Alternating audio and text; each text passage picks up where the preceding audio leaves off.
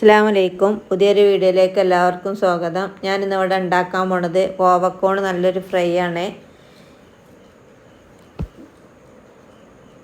ഈ വീഡിയോ ഒന്ന് കണ്ടു നോക്കുക. കണ്ടിട്ട് നിങ്ങൾക്ക് ഇഷ്ടപ്പെടുകയാണെന്നുണ്ടെങ്കിൽ ലൈക്ക് ചെയ്യുക, ഷെയർ ചെയ്യുക, സബ്സ്ക്രൈബ് ചെയ്യുക, കമൻറ്റ് ചെയ്യുക.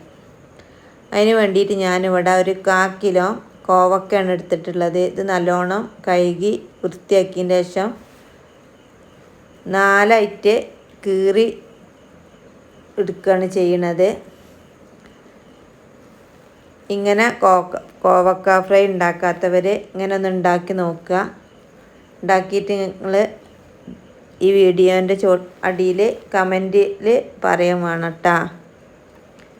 അപ്പോൾ കോവക്ക കീറിയെടുത്തിട്ടുണ്ട്.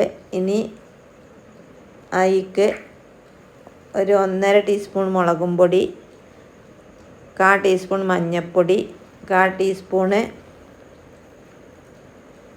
കുരുമുളകിൻ്റെ പൊടി,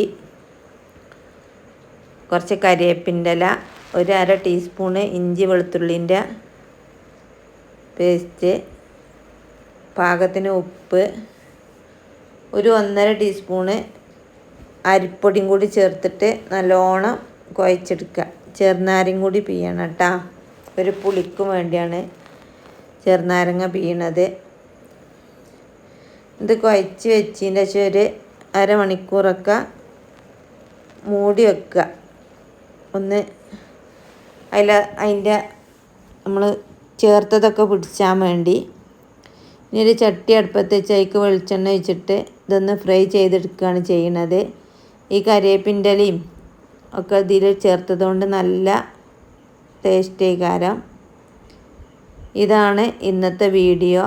വീഡിയോ നിങ്ങൾക്ക് ഇഷ്ടപ്പെടുകയാണെന്നുണ്ടെങ്കിൽ ലൈക്ക് ചെയ്യുക, ഷെയർ ചെയ്യുക, സബ്സ്ക്രൈബ് ചെയ്യുക. പുതിയൊരു വീഡിയോയിൽ കാണുന്നത്.